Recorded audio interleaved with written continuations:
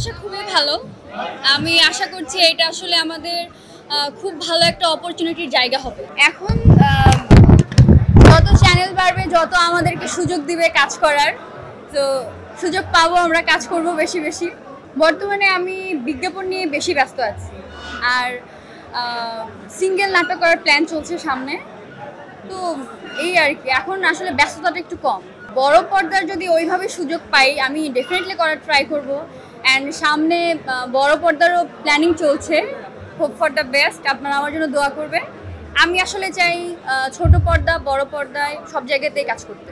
হ্যাঁ ভাইয়া, আমাদের সিনিয়র তাদেরকে দেখে আসলে আমরা ইন্সপায়ার হই। মেজাবিন আপু, তারপর হচ্ছে নিশো ভাইয়া, তারা যেহেতু নাটক থেকে গেছে, আর আমরাও হচ্ছে নাটকের। তো এটা আসলে ওই আত্মবিশ্বাস আছে, তারা যেহেতু পেরেছে আমরাও পারবো।